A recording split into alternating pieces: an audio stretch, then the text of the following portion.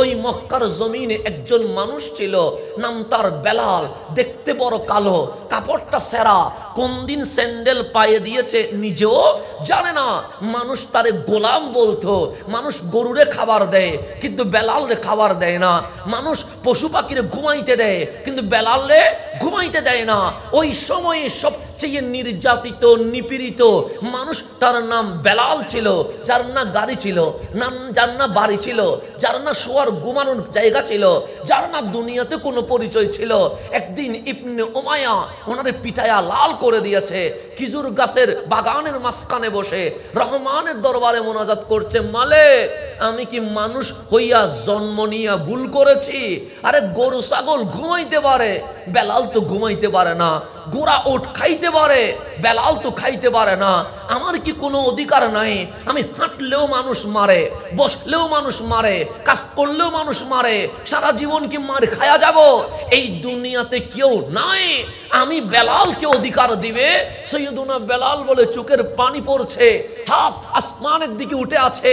হঠাৎ আমার ওই পানিওয়ালা চোখ দেখছে কে যেন রাস্তা দিয়ে নূরানি বদন নিয়ে হেঁটে চলে যাচ্ছে। বেলালের মন বলছে মোনাজাত কবুল। বেলাল বসে তাকিও না, ওই নূরানি মানুষটার কদমটা ধরে ফেলো, আজকে তুমি তোমার অধিকার পেয়ে যাবে। সৈয়দুনা বেলাল বলছে সামনে দেখি নাই, আমি দেখেছি কোন দিকে? পিছনের দিকে। দিলাম দৌড়, কদম ধরলাম, ডাক দিয়ে বললাম মান আনতা, আপনি কে? আমার মন বলছে এই বেলালের মানুষত্বের অধিকার আপনি দিতে পারেন। আপনি কে? আমার কামলিওয়ালা বেলালকে নিচ থেকে তুলে বুকের মধ্যে জড়ায়া বলছে তুমি না বেলাল? আমার নাম তো কেউ জানে না। তো বেলালকে আমার কামলিওয়ালা বুকে নিয়ে বলছে বেলাল রে। বেলাল বলে গোলামের নাম আবার কে জিজ্ঞেস করে? আপনি কে যে বেলালের নাম পর্যন্ত মনে রেখে দিয়েছেন? আমার নবী বলছেন আনা রহমতুল লিল আলামিন। তোমাদের মতো যারা অনা অধিকারে এই জমিনে কষ্ট পাচ্ছে, আমি নবী মানুষত্বের অধিকার দিতে চলে এসেছি। ইসলাম কোনো নতুন ধর্ম নয়, মুসলমান কোনো নতুন জাতি নয়। কারণ সূর্য যখন উঠেছে, চাঁদ যখন হেসেছে, তারকারাজি যখন ঝিকিমিকি করেছে, জমিন যখন সাজিয়েছে, এই জমিনে অটোমেটিক আমার মাওলার ইসলাম ও তশরিফ নিয়ে এসেছে। আমরা নতুন কোন ধর্মের অনুসারী নয়। আমাদের ইসলাম আগেও ছিল, আজকেও আছে, ভবিষ্যতেও থাকবে। কবরে গেলেও যেই ধর্ম লাগবে এটার নাম ইসলাম। হাসরে গেলেও যেই ধর্ম লাগবে এটার নাম ইসলাম। জান্নাতে ঢুকতে যে ধর্ম লাগবে এটার নাম ইসলাম। তা আমার মালিক বলছে 403 ধর্ম এই জমিনে আছে। যেমন বাংলাদেশে কেউ হিন্দু, কেউ বৌদ্ধ, কেউ চাকমা, এরকম অনেক ধর্ম আছে না নাই? আছে খ্রিস্টান, এরকম বিশ্বে 4300 ধর্ম আছে। হিন্দু কেউ বানিয়েছে, ইহুদি কেউ বানিয়েছে, খ্রিস্টান কেউ বানিয়েছে। এইভাবে করে পৃথিবীতে যত ধর্ম আছে সব মানুষের বানানো। আমার মালিক বলে ইন্না দীনা ইনদাল্লাহিল ইসলাম। একটা মাত্র ধর্ম এই পৃথিবীতে আছে যেটার নাম ইসলাম। কোনো মানুষে বানায় নাই, আমি আল্লাহ নিজেই বানিয়ে দিয়েছি। আমাদের চেয়ে বড় নিয়ামত আর কেউ পেয়েছে? ইসলাম দিয়েছে কে? আল্লাহ। রসুল দিয়েছে কে? কোরআন দিয়েছে কে? তাহলে আমরা যা মানি সব দিয়েছে কে? আল্লাহ। সুতরাং আমাদের মতো দামি এই জমিনে আর কিছুই নাই। যেমন এই চন্দনাইশের জমিনে অনেক ব্যবসায়ী আছে না নাই? আছে। অনেক বিল্ডিং এর মালিক আছে না নাই? আছে। অনেক কোটিপতি আছে না নাই? আছে। তো আমাদের মা বাবারা যখন কেউ বাড়ি নিয়ে হাঁটে তখন বলে ও সফল হয়েছে। যখন এমপি গাড়ি নিয়ে যায় আগে পিছে পুলিশ থাকে, আমরা বলি ইস আমিও যদি হতাম তাহলে তার মানে এমপি হওয়া। আমরা বলি সফল হয়েছে। চেয়ারম্যান হওয়া সফল হয়েছে, ডাক্তার হওয়া সফল হয়েছে, ইঞ্জিনিয়ার হওয়া সফল হয়েছে, অ্যাডভোকেট হওয়া সফল হয়েছে। এরকম আমরা সফলতা বলতে অনেক মানুষের নাম বলতে পারে, কিন্তু আপনি কোরআন খোলেন, আল্লাহ বলে এমপি হওয়া সফল নয়, মন্ত্রী হওয়া সফল নয়, ডাক্তার হওয়া সফল নয়, ইঞ্জিনিয়ার হওয়া সফল নয়, লয়ার হওয়া সফল নয়। মালিক এটা কি বললা? আল্লাহ বলে তোরা যে বলছিস গাড়ি বাড়ি টাকা থাকলে সফল, এই জমিনে কারণের চেয়ে বড় কোটিপতি আর কেউ ছিল না, সুতরাং কারণে কেউ সফল বলে না। তোরা বলেছিস ক্ষমতা থাকার নাম সফল, এই জমিনে নমরুদের চেয়ে বড় ক্ষমতাবান আর কেউ ছিল না, নমরুদকে কেউ সফল বলে না। তোরা বলেছিস দাফট টাকার নাম সফল, এই জমিনে ফেরাউনের চেয়ে বড় দাফট ওয়ালা কেউ ছিল না, তাহলে ফেরাউন তো সফল হতে পারে নাই। তোরা বলেছিস দাপট চুক লাল করলে সফল, আবু জাহেল আবু লাহাবের মতো চুক লালওয়ালা এই জমিনে কেউ ছিল না, ওরা তো সফল হতে পারে নাই। মালিক সফল কারে কয়? আল্লাহ বলে কোরআন কল, আমরা কোরআন করলাম। আমার মালিক বলে ওয়াকাযালিকা জাআলনাকুম উম্মাতাও ওয়াসাতা, আমার কামলিওয়ালার উম্মত হতে পারা এটা এই জমিনে সবচেয়ে বড় সফলতা হয়ে গেছে। তাহলে টাকার নাম সফলতা নয়, ক্ষমতার নাম সফলতা নয়, গাড়ি বাড়ির নাম সফলতা নয়, দুনিয়াতে নাম কামানোর নাম সফলতা নয়, আমার কামলিওয়ালার উম্মত হতে পারা এটার নাম সফলতা। যদি আপনি মক্কার জমিনে চলে যান, আজকে নয় 1400 বছর আগে 1500 বছর আগে দেখবেন আবু জাহেলের ক্ষমতায় জমিন তত্তর করে কাঁপছে। আবু লাহাবের ভয়ে নবীর কাছে মানুষ আসতে চায় কিন্তু ভয়ে আসতে পারে না। উতবা সাইবার ডাকে পশু পাখি পর্যন্ত তত্তর করে কাঁপছে। ওদের ক্ষমতা ছিল, কিন্তু ওই মক্কার জমিনে একজন মানুষ ছিল, নাম তার বেলাল।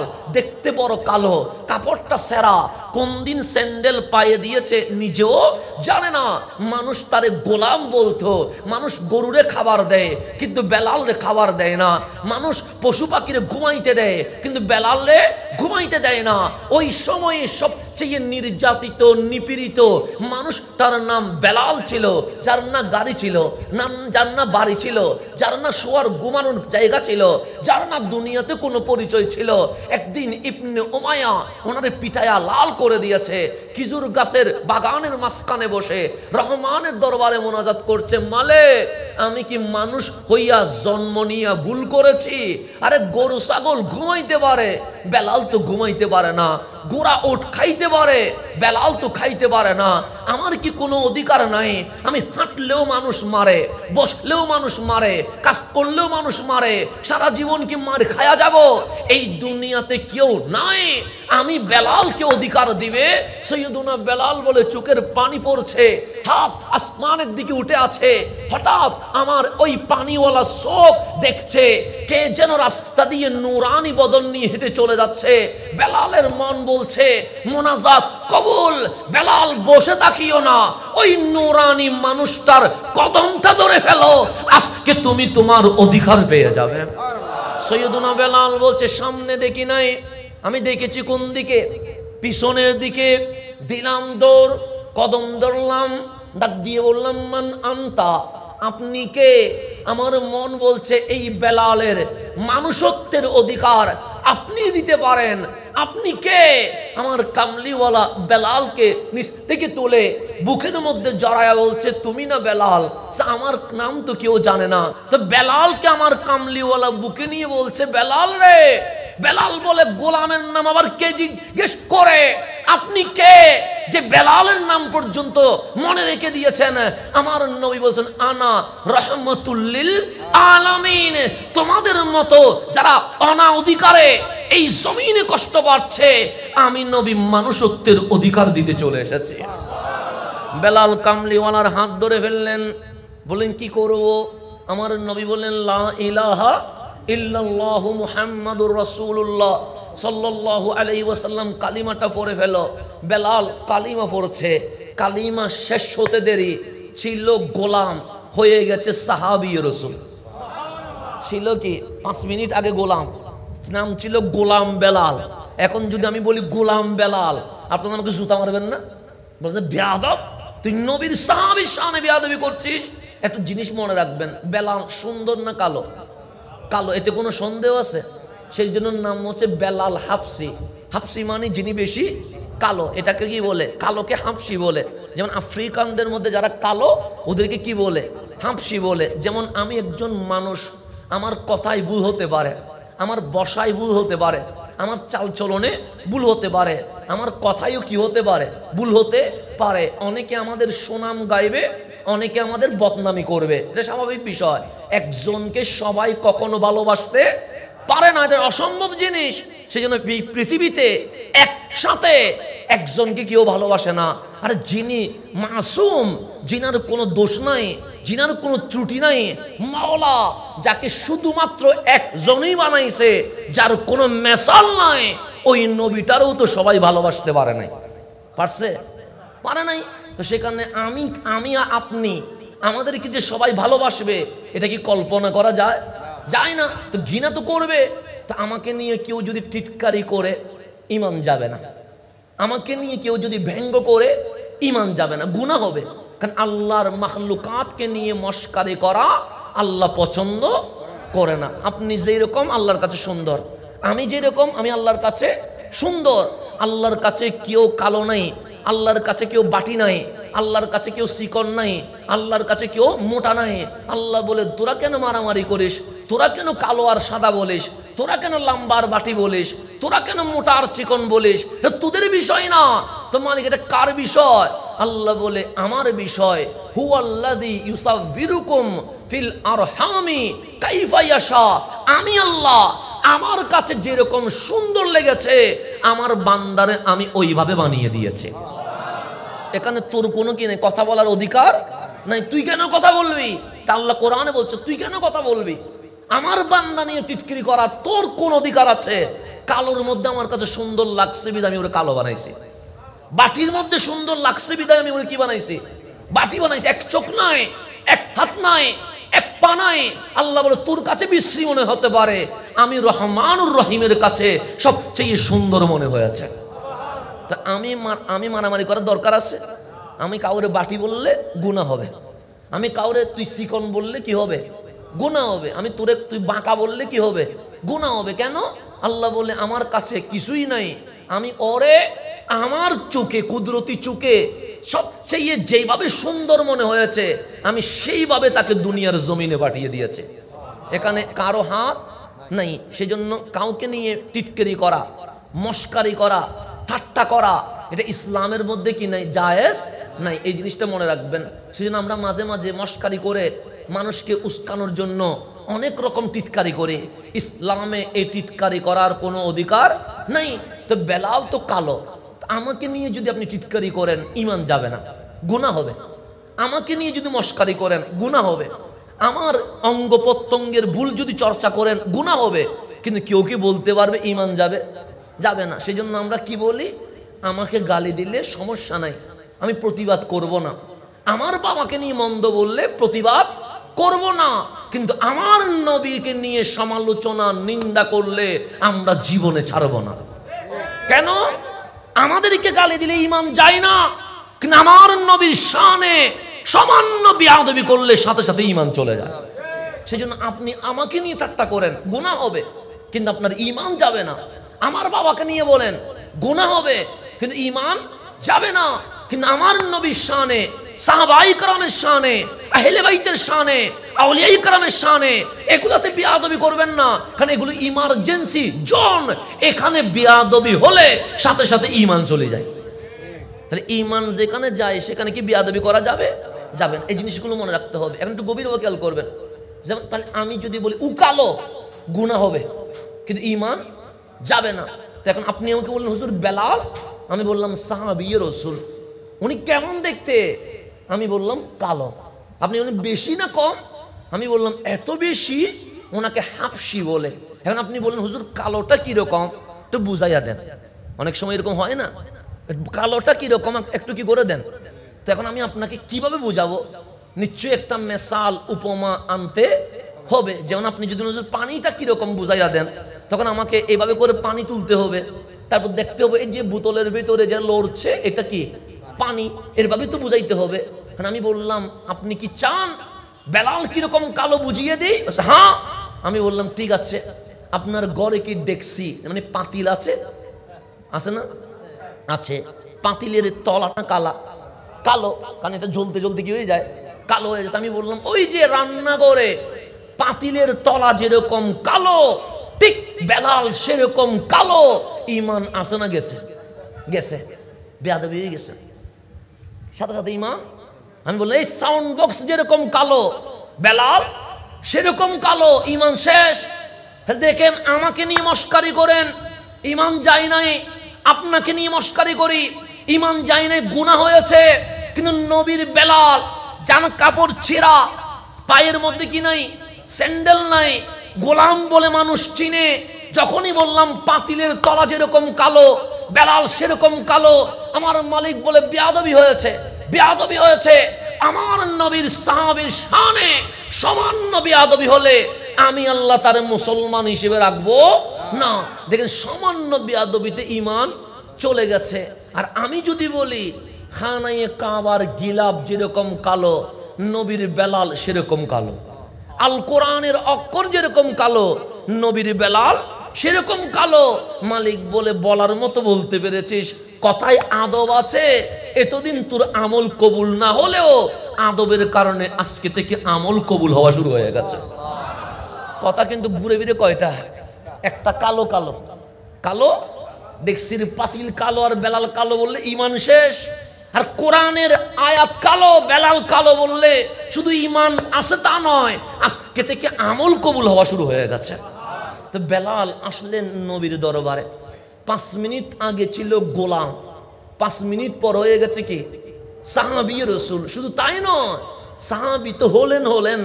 আজান যখন আসলো, নামাজ যখন আসলো, তখন আল্লাহর নবী চাইলে বলতে পারতেন আবু বকর আপনি সবচেয়ে দামি, আপনি মুয়াজ্জিন হন।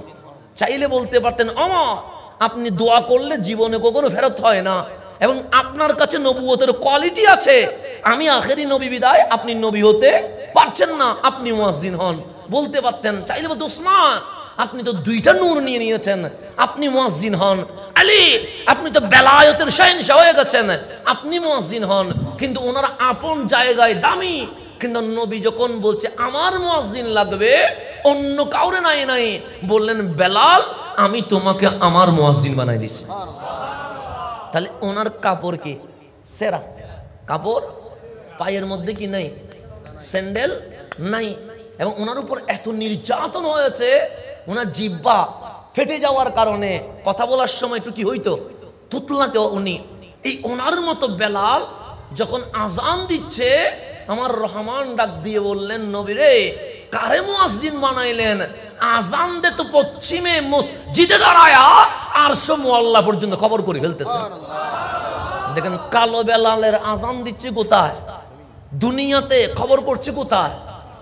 আর নবীর সান্নিধ্যে আসতে কত দামি। যখন 8ম হিজরিতে মক্কা বিজয় হয়ে গেছে, কি বিজয়, মক্কা বিজয়, আমার কামলিওয়ালা খানায়ে কাবা দখল করে ফেলেছেন। করার পর ভেতরে ঢুকতেছে না কেন? 360 মূর্তি আছে, আমার কামলিওয়ালা ঢুকে না, বাইরে আজকে গিলাপ দিব, কালো গিলাপ, এবং 360 মূর্তি বের করতে হবে, নিজে ঢুকতেছে না। দেখেন কেমন মূর্তি থেকে দূরে ছিলেন কামলিওয়ালা। আপনাকে কি বুঝাচ্ছে আমার নবী? চাইলে আমার রসুল নিজে ঢুকতে পারতেন না? না, ডাক দিয়ে বললেন সাহাবী রে আল্লাহর ঘর বাইতুল্লাহর ভেতরে 360 মূর্তি, যতক্ষণ মূর্তি আছে আমি নবী ততক্ষণ ভিতরে ঢুকবো না। ফারুক আজমদেরকে দেখে বললেন তোমরা এটা বের করো। 360 মূর্তি বের করার পর খানায়ে কাবা জমজমের পানি দিয়ে ধোয়ার পর আমার কামলিওয়ালা সর্বপ্রথম বেলালকে নিয়ে খানায়ে কাবার ভিতরে ঢুকে গেছে। কাকে নিয়ে? বেলালকে নিয়ে ঢুকে গেছে। ঢুকার পর 4 কোনায় 4টা আজান যিনি দিয়েছেন উনি সৈয়দুনা বেলাল। 4 কোনায় 4টা কে দিয়েছেন আজান, এবং আমার 2 রাকাত করে কামলিওয়ালা 8 রাকাত নামাজ পড়লেন। কোথায়? খানায়ে কাবার ভেতরে। জোহরের নামাজের সময় হয়ে গেছে, এখন নামাজ ওয়াক্তু জোহর। কিসের সময়? জোহরের। আজান দেওয়া লাগবে না? লাগবে। মদিনা থেকে 12,000 সাহাবায়ে কেরামের কাফেলা কোথায় চলে এসেছে? মক্কায় চলে এসেছে। মক্কায় হাজার হাজার মানুষ যারা আমার নবীজিকে পাথর মেরেছে, যারা আমার নবীর উহুদের ময়দানে দন্দন মুবারকে তীর মেরেছে, যারা রসুলের গায়ের উপরে উটের বুড়ি তুলে দিয়েছে, যারা আমার রসুলকে পাগল পাগল বলে দোয়াই আছে, ওদের মতো মানুষ আজকে আসামির মতো চোখের পানি ছেড়ে দিয়ে কামলিওয়ালার কদমে কালিমা পরে মুসলমান হয়ে গেছে। মক্কায় আজ মুসলমানের জয়গান। কিসের জয়গান? আসছে তো 12,000-এর কাফেলা, কিন্তু এই 12,000-এর ইমানি জজবা দেখে আর মক্কার মানুষ আর অস্বীকার করার কোনো সুযোগ নাই। আমার নবীকে দেখে তত্তর কাঁপতেছেন। কামলিওয়ালা বললেন, কি হয়েছে তোমাদের? বলছে, আজকে যদি বিচার হয়, একটাও মক্কার নাগরিক গর্দান কাটা ছাড়া ফেরত যাওয়ার কোনো সুযোগ নাই। কেন? আমরা খুনি, কারণ আমরা এমন কোনো সাহাবীকে খুন করি নাই, এটা বাকি নাই। আমরা নবীর উপর নির্যাতনকারী, আমাদের চেয়ে বড় জালেম এই জমিনে আর কেউ নাই। তো মক্কার বাদশা তো আজকে রহমতুল্লিল আদালত বসেই আছে। মক্কার মানুষ তর করে কাঁপছে। আসমান এরকম শাসক দেখেছে কিনা আমি জানি না, এই জমিনে এমন কোন প্রধানমন্ত্রী পা রেখেছে কিনা আমি জানি না, সূর্যের কিরণ এমন কোন রাষ্ট্রপতির সাক্ষী হয়েছে কিনা আমি জানি না, তারকারাজি এমন কোন বিচারকের বিচার দেখেছে কিনা আমি জানি না। কামলিওয়ালা বসেছে, মক্কার মানুষ নিশ্চিত আজকে আমাদের কি হবে? বিচার হবে। আমার নবী হাসি দিয়ে বলে, বিচার কেন? আজ যখন খানায়ে কাবা 360 মূর্তি থেকে পবিত্র হয়ে মাওলার ঘর, ইব্রাহিমের বানানো ঘর মাওলারই হয়ে গেছে, আমি রহমতুল্লিল আলামিন বিনা শর্তে মক্কাবাসীকে মাফ করে দিয়েছে। মক্কার মানুষ অবাক হয়ে গেছে, এটা কি? এটা কি বিচার করছে? যেই নবীরা আমরা পাথর মারলাম, যেই নবীরা আমরা পাগল জাদুকর বললাম, যেই নবীরা আমরা জ্যোতিষী বললাম, যেই নবীর এমন কোনো গালি নাই যেটা আমরা দেই নাই। যেমন আমরা মাহফিল করছি, এখন স্টেজ রেডি করছেন কারা? আমি না আপনারা? আপনারা। মাইক কি আমি আনছি? কারা আনছেন? আপনারা। এগুলা কি আমি করছি? কারা করছেন? আপনারা। প্যান্ডেল লাইট কারা করছেন? আপনারা। আমি এসে কি করলাম? সুন্দর করে ঘরে ঢুকে খাওয়া দাওয়া করে সোজা কোথায়? স্টেজে। আমাকে দেখা মাত্র খতিব ছেড়ে দিয়েছে, আমি উঠে গেছি কোথায়?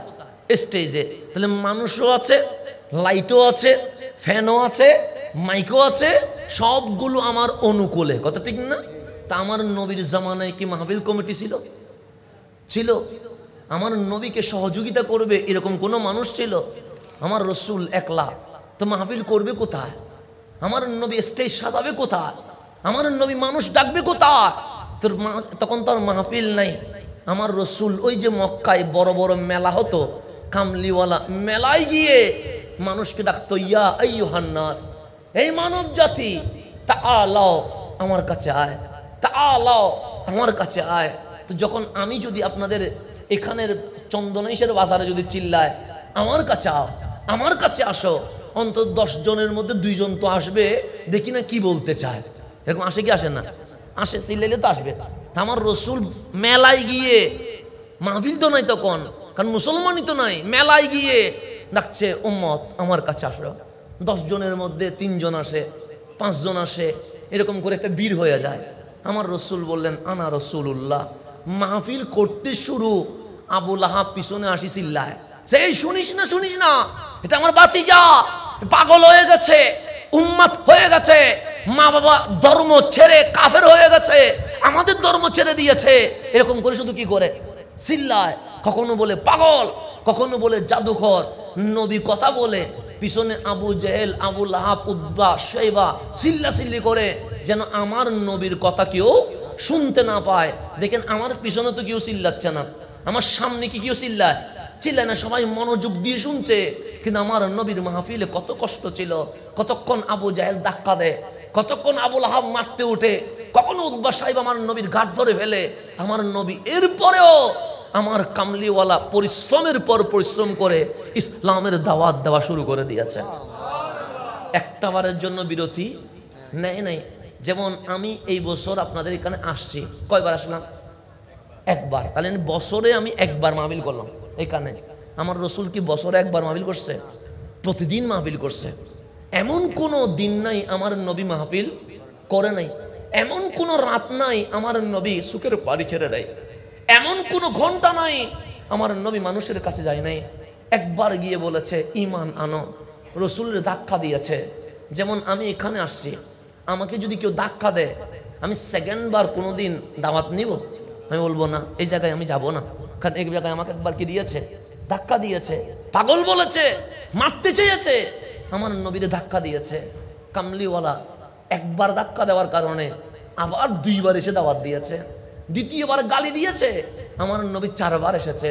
4 বার গালি দিয়েছে, আমার নবী 8 বার এসেছে। 8 বার ধাক্কা দিয়েছে, আমার নবী 16 বার এসেছে। 16 বার দরজা বন্ধ করেছে, আমার নবী 32 বার এসেছে। দিনে আমার নবীকে তাড়িয়ে দিয়েছে, আমার নবী রাত্রে তার ঘরের সামনে দাঁড়িয়ে কালিমার দাওয়াত দিতে শুরু করে দিয়েছে। আল্লাহ ডাক দিয়ে বলছেন, হাবিব কি শুরু করছেন আপনি? আমি দাওয়াত দিচ্ছি। কিরকম দাওয়াত দিচ্ছেন? বস একবার না শুনলে 2 বার দিচ্ছি, 2 বার না শুনলে 4 বার দিচ্ছি, 4 বার না শুনলে 8 বার দিচ্ছি, 8 বার না শুনলে 16 বার দিচ্ছি, 16 বার না শুনলে 32 বার দিচ্ছি, দিনে না শুনলে রাত্রে দিচ্ছি, আমি ঘুম পর্যন্ত হারাম করে দিয়েছি। তখন আল্লাহ ডাক দিয়ে বলেন, হাবিব জোরাজুরি করার দরকার নাই, আপনি একবার দাওয়াত দিলে চলবে, রাত দিন একাকার করার দরকার নাই। ঈমান আনবে কি আনবে না সেটা আপনি দেখভাল করিয়েন না। হেদায়েতের মালিক আল্লাহ, দাওয়াত দেওয়া আপনার কাজ, কিন্তু কে মুসলমান হবে কে মুসলমান হবে না সেটা আমি আল্লাহ দেখব। কারণ যেগুলো নাপাক এগুলাকে কখনো আমি আল্লাহ আমার নবীর জন্য কবুল করব না। এটা ঘোষণা কার? এখন আল্লাহর নবী বলছেন রহমতুল লিল আলামিন, তো এটা তো আর যেমন তেমন নবী না, এটা রহমতুল লিল। তখন বলছেন মালিক একবার না চিনলে দ্বিতীয়বারে তো চিনতে পারে, 4 বারে না চিনলে 8ম বারে তো চিনতে পারে, এই বছর না চিনলে আগামী বছর তো চিনতে পারে, আগামী বছর না চিনলে 4 বছর পরে তো চিনতে পারে। তুমি আমার একবার দিতে বলো কেন? আমি বারবার দেই না আমার উম্মত রে, হয়তো বা একদিন হেদায়েত তো পেতে পারে। তখন আল্লাহ বলেন, হাবিব না না, কেন বা জানেন? যে চিনবার সে বেলালের মতো প্রথমবারে চিনে যাবে। ইন্নাকা লা তুসমিউল মাউতা, যদিও বা এগুলো উপরে হাঁটে, উপরে বসে খায়, কিন্তু ভেতরে এগুলো মরা মরা, কখনো নবী চিনতে পারে না। এটা ঘোষণা কার? আল্লাহ। এগুলো মরা মরা, কখনো নবী চিনতে, কিন্তু আমার নবী দাওয়াত কি আছে কন্টিনিউ করছে। 6 বছর মাহফিল করছেন, তাহলে 40 থেকে শুরু, 6 বছর করলে কয় বছর হয়েছে? 46 বছর। 6 বছরে একদিনও কি গ্যাপ দিছে? আমরা মাঝে মাঝে ছুটি নিই, কারণ বেশি চাপ হয়ে গেলে যে আমি শনিবার আর মাহফিল করব না, এটা আমার পরিবারের সাথে থাকবো, এরকম আমরা মাঝে মাঝে কি দিই, গ্যাপ দেই। কারণ শরীরের একটা কি আছে, চাহিদা তো আছে, রেস্টও নিতে হবে, পরিবার তো আছে। কামলিওয়ালার কোনো রেস্ট আছে না? শনিবার না শুক্রবার না সোমবার দাওয়াত চলছে। 6 বছর পর আমার নবী গনে দেখে মাত্র 39 জন। কয় বছর? বছরে কি একবার না, প্রতিদিন মাহফিল করে সংখ্যা 39 জন। চোখের পানি ছেড়ে দিয়েছে, দাড়ি মোবারকে সে জমিনে পড়ছে। আল্লাহ ডাক দিলেন, হাবিব আপনি কাঁদছেন কেন? তখন আল্লাহর হাবিব বললেন, আমি কি কোনো ভুল করেছি? আল্লাহ বলে, ভুল করবেন কেমনে? যখন বানাইছি তখন তো ভুল মুক্তই বানাইছি আপনারে। ভুল তো তখন করবেন যদি ভুলের কিছু থাকে। আরে বানানোর সময় তো ভুল জিনিসটা দেয় নাই, তো ভুল হবে কেমনে? আমার দাওয়াতের সিস্টেমে কি কোনো সমস্যা আছে? সে না, কোনো সমস্যা নাই। তাহলে আমি 6 বছর যে দাওয়াত দিলাম এতে কি কোনো এদিক সেদিক হয়েছে? আল্লাহ বলছেন না। তাহলে 39 জন কেন? আমার উম্মত কি আরো বাড়তে পারে না? আল্লাহ বলে, এটার জন্য কাঁদছেন? আপনি আমারে কেন পাঠাইছেন? আমি তো গাড়ি বানানোর জন্য আসি নাই, বাড়ি বানানোর জন্য আসি নাই, ক্ষমতার জন্য আসি নাই। আল্লাহ বলে, আমার হাবিব দুনিয়াতে এসেছে লিইখরিজান নাস মিনাজ জুলুমাতি ইলান নূর, এই জাহান্নামী গুলারে ধরে ঈমানের নূর দিয়া তাদেরকে জান্নাতি বানিয়ে দিবেন। সেই জন্য আমার নবী কোথায় আসছে? দুনিয়াতে আসছে, কিন্তু 6 বছরে পাইল কত? 39। তখন আল্লাহ বলেন, হাবিব আপনি কখনো মন খারাপ করবেন না, আমি যাকে তাকে মুসলমান বানাবো না। তো আমরা যে মুসলমান হয়েছি, আমরা নিজের ইচ্ছাই হয় নাই। বর্তমান সময়ে 800 কোটি মানুষ, তোর মধ্যে 200 কোটিরও কম মুসলমান। আবার এই মুসলমানদের মধ্যে অনেক এজিদি আছে না? নেই? আছে।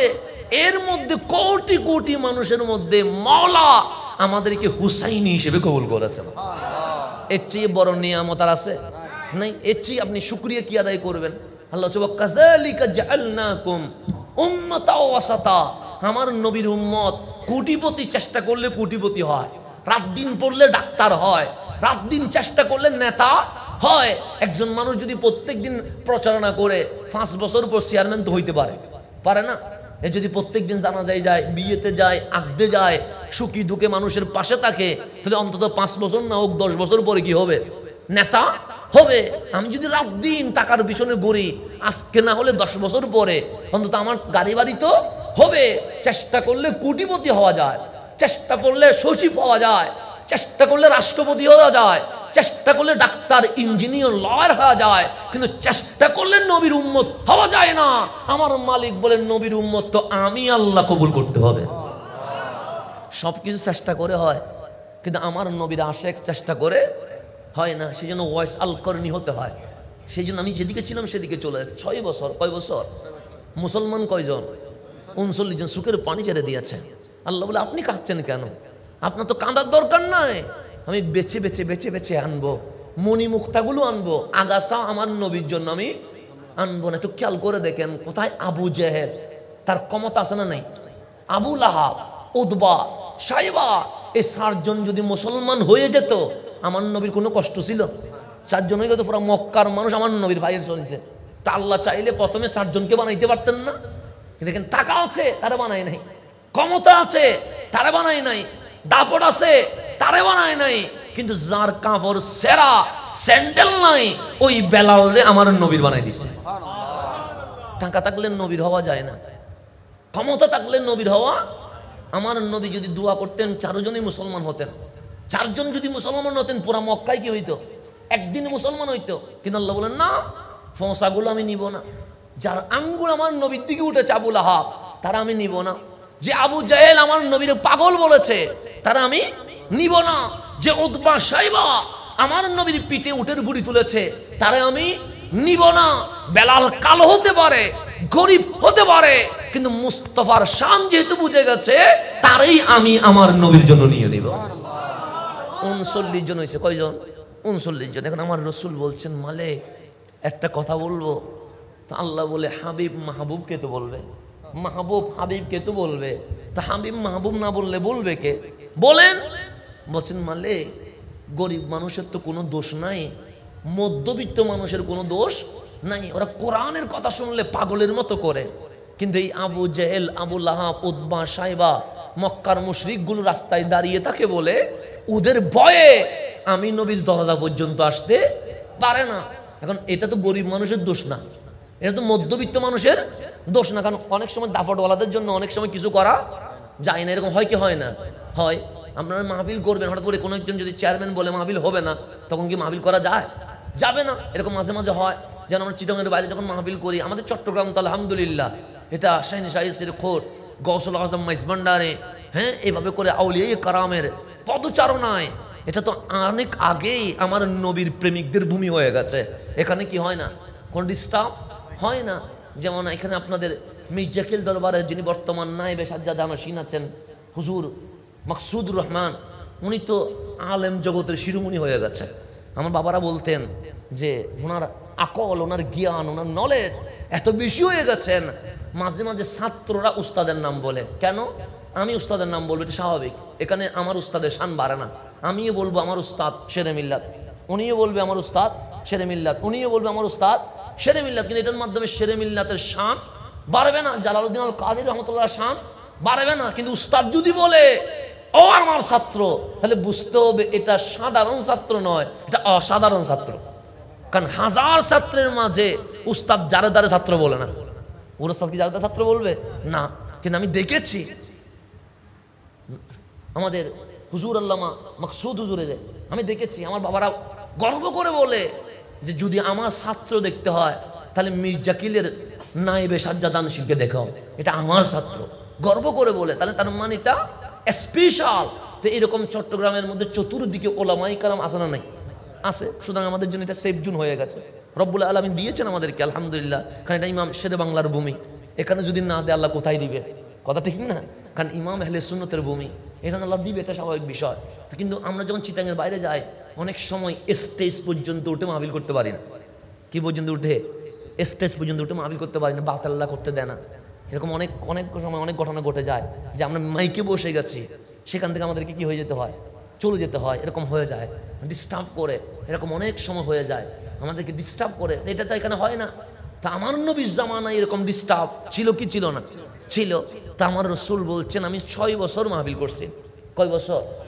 কিন্তু মক্কার গরিব মানুষ, মধ্যবিত্ত মানুষ কোরআনের কথা শুনলে পাগলের মতো করে, কিন্তু আমি নবীর সামনে আসতে, কারণ আসলেই তো মারে, আবু জাহেল বাহিনী মারে, আবু লাহাবের বাহিনী মারে, উতবা সাহেবের বাহিনী মারে। তা আল্লাহ বললেন হাবিব ওদের অন্তর আমি পরীক্ষা করেছি, ওদের অন্তর ঠিক আছে, এতে কোনো সন্দেহ তো পর্যায়ক্রমে আমি নিয়ে আসবো, আপনি কোনো টেনশন করবেন না। কিন্তু হাবিব তো উম্মতের জন্য টেনশন তো করবেই, তো 2 হাত তুলে দিছেন। আল্লাহ বললেন কিছু চাইবেন? হ্যাঁ চাইবো। কি চাইবেন? যদি মক্কার 2 জন মানুষ আছে যারা বড় প্রভাবশালী, তাদের 2 জন থেকে যে কোনো একজন যদি ইসলামের বাউন্ডারিতে ঢুকে যায়, তাহলে গরিব মধ্যবিত্তের আর ভয় নাই, ওরা নির্ভয়ে আমি নবীর কদমে আসতে পারবে। কয়জন থেকে? কয়জন? একজন। 2 জন চাই নাই? 2 জন চাইলে 2 জনে হইতো। রসুলের চাওয়ার উপরে কি করতেছে? নির্ভর করতেছে। হাবিব বললেন 2 জন থেকে যে কোনো একজন। তা আল্লাহ বললেন আমার হাবিব চাইবে আমি দিব না, এটা তো হতে। হাবিব 2 জন বললাম, আমি কিন্তু 2 জনকে দিয়ে দিতাম। তা আপনি যেহেতু বলছেন 2 থেকে কত? একজন, সেই জন্য আমি একজনকে দিব। বলেন, বলছে আমি 2 জনের নাম বলবো, আপনার এখান থেকে যাকে পছন্দ হয় তারে দিবেন, আমার কোনো আপত্তি নাই। তা হাবিব হাত তুলছেন, মালিক এই ইসলামের আঁচ প্রচারের 6 বছর। আমার নবী তো নবী হয়েছে তখন যখন ছিল না। কি ছিল না? যখন ছিল না তখন কি ছিল? নবী ছিল। এখন নবুয়তের কার্যক্রম চলছে, অভিষেক চলছে, প্রচার চলছে। তো নবুয়ত প্রচারের কয় বছর? 6 বছর। আমি 39 জন পাইছি, এতে আমার কোনো আপত্তি নাই। কিন্তু আমি তোমার কাছে হাত তুলছি, হয়তো আবু জাহেলকে, না হয় ওমর ইবনুল খাত্তাব, এই 2 থেকে যে কোনো একজন রে আমাকে দিয়ে দাও। হয়তো কারে দিবে? আবু জাহেল রে দিবেন, না হয় ওমর ইবনুল, 2 থেকে যে কোনো কয়জনকে, একজনকে কার জন্য দিবেন? ইসলামের জন্য দিবেন। আল্লাহ বলে দোয়া কবুল। হাবিব আবু জাহেলটা না, আমি ওমর ইবনুল খাত্তাবকে আপনি কামলিওয়ালার জন্য কবুল করে ফেলেছেন। সেই বছরেই আমার নবী দোয়া করতে দেরি, মুহূর্তের ভিতরে ওমর ইবনুল খাত্তাব আসতেছে নবীর গর্দান নেওয়ার জন্য। আমার নবীর দোয়া উঠতে দেরি, তরবারি আস্তে করে নিচের দিকে নেমে গেছে, মাথা কামলিওয়ালার কদমে এসে গেছে। ওমর চলে এসেছে। এখন একটু গভীরভাবে খেয়াল করবেন, আবু জাহেলের বয়স বেশি ছিল। বয়স কি ছিল? আর ফারুক আজম তখন টকবগে তরুণ যুবক, 39 বছর তখন। মুসলমানের সংখ্যা কত? 39। ওনার বয়স কত? 39। 39তম বয়স, তার মানে কি তরুণ যুবক টকবক। আর তখনকার 39 মানে বুঝতে পারছেন, এখনকার না। এখন তো আমরা 30-এর উপরে ফিট ধরা শুরু হয়ে যায়, কথা ঠিক না? তখনকার কথা বলছে, তখনকার 60 বছরের যুবক মনে হইতো তখনকারের। এখন দেখবেন অনেক মুরব্বী যারা চাষবাস করে, ওরা আমাদের চেয়ে শক্তি অনেক বেশি আছে।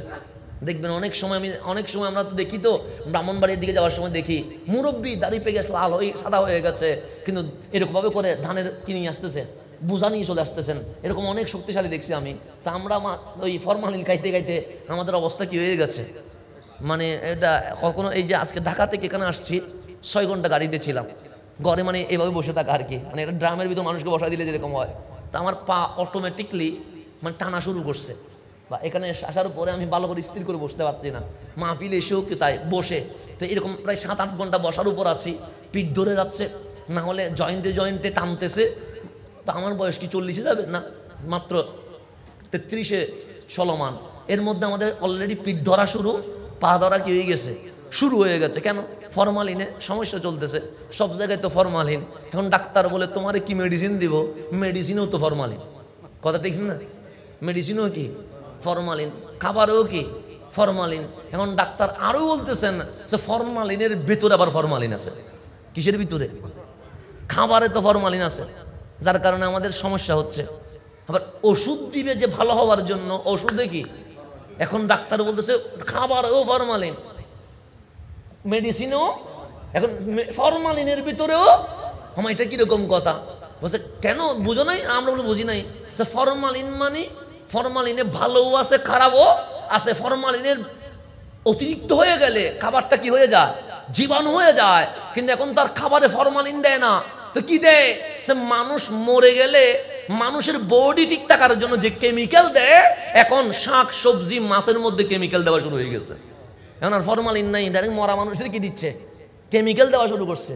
এখন ফরমালিনের ভিতরে যেখানে ফরমালিন, সেখানে যদি বলেন ফরমালিন মুক্ত বাংলাদেশ চায়, তখন আমরা বলি খাবারেও ফরমালিন, মেডিসিনও ফরমালিন, ফরমালিনের ভেতরেও ফরমালিন।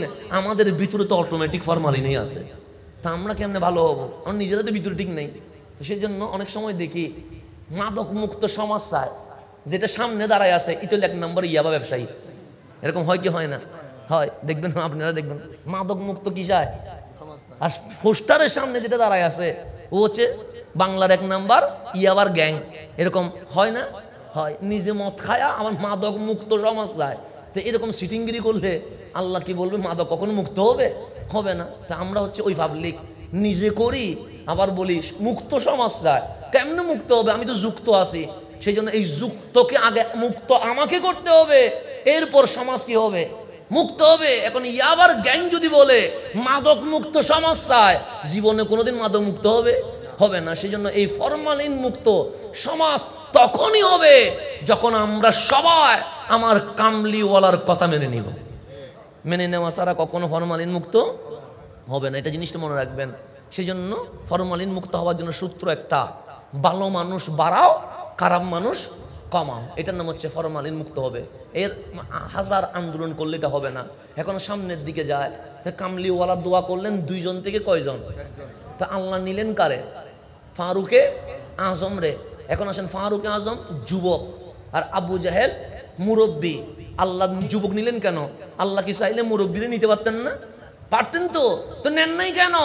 নেয় নাই এই কারণে বিশ্বের যুব সমাজকে আল্লাহ এই দোয়ার মাধ্যমে জানিয়ে দিচ্ছেন, যুবক তোমার কাজ সিনেমায় নয়, নাটকে নয়, জেনায় নয়, ফেসবুকে নয়, গেমসে নয়, দুনিয়ার কোনো কাজ কারবারে নয়। আমার কামলিওয়ালার ইসলাম জিন্দা করার জন্য আমি যেভাবে ওমর ইবনুল খাত্তাবকে কবুল করেছি, ঠিক আজকেও যদি ফিলিস্তিনকে স্বাধীন করতে হয়, মসজিদে আকসাকে রক্ষা করতে হয়, তাহলে মুসলিম উম্মার যুবকদেরকে মাঠে নামতে হবে। এটাই আল্লাহ আমাদেরকে জানিয়ে দিচ্ছেন। মুসলিম উম্মার যুবক এখন কোথার ভিতরে? ফেসবুকের ভিতরে, ইউটিউবের ভিতরে, গেমসের ভিতরে, জানার ভিতরে, অশ্লীল ভিডিওর ভিতরে, এগুলার ভিতরে যুবক চলে গেছে। তো আল্লাহ বলেন আমি চাইলে তো আবু জাহেল নিতে পারতাম। আমার কামলিওয়ালা তো আমার এটা বলে নাই মাওলা আবু জাহেলকে দিতে হবে, এটা বলে নাই। বসে হয় আবু জাহেল দেন, না হয় অমর দেন। তা আমি আবু জাহেল নিতে পারতাম, তো নিলে সমস্যা কি আমার? কিন্তু আমি অমরকে কেন নিছি? আমি যুবকদের দায়িত্ব বোঝানোর জন্য নিছি। যুবক মুরব্বী, এমনি তো মুরব্বী আছে, আমাদের মুরব্বীরা নামাজ পড়ে কি পড়ে না? পড়েই তো। কেন? মুরব্বীদের একটা খেয়াল যে বয়স তো আমার শেষ দিকে চলে আসছে, কোন দিন না কোন দিন চলে যায়, কিন্তু মসজিদ আসতেছে না কে? আমি। আমার বয়সে ওরা আসতেছি না, তাহলে যুবক মসজিদ আসতেছে না, যুবক ইসলামের খেদমতে আসতেছে না।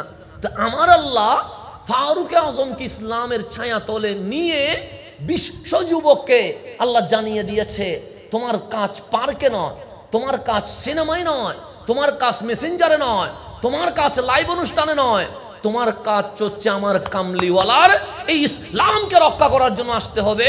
ঠিক ফারুক আজমের জজবা নিয়ে তুমিও যদি মাঠে নেমে যাও, তুমি মাঠে নামতে দেরি, আমি মালিক বিজয় দিতে দেরি করবো না। এটাই হচ্ছে আল্লাহর মেসেজ। তাই ফারুক আজম এসে গেলেন কোথায়? ইসলামের ছায়া তলে। ডাক দিয়ে বললেন, নবী গো, আমি ওমর ইবনুল খাত্তাব কালিমা পড়তে এসেছি। আমার নবী কালিমা পড়াইয়া দিলেন। ডাক দিয়ে বললেন, কয়জন? ছিল 39, তুমি সহ জয়েন্ট হওয়াতে এখন হয়েছে কত? 40। তাহলে আপনি গোপনে কেন?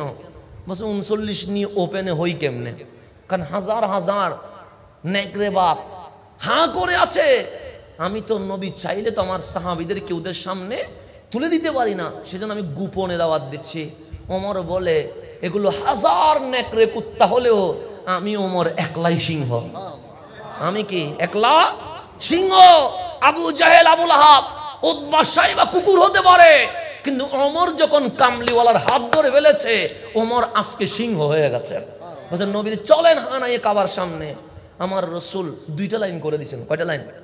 এক লাইনের শুরুতে আমার নবীর আপন চাচা সৈয়দুনা আমির হামজা রাদিয়াল্লাহু তাআলা আন, আর এক লাইনের শুরুতে ফারুক আজমকে দাঁড় করায়া কামলিওয়ালা মাঝখানে হয়ে 20 জন 40 জন মামার নবীজি মাঝখানে হয়ে খানায়ে কাবার সামনে গেলেন।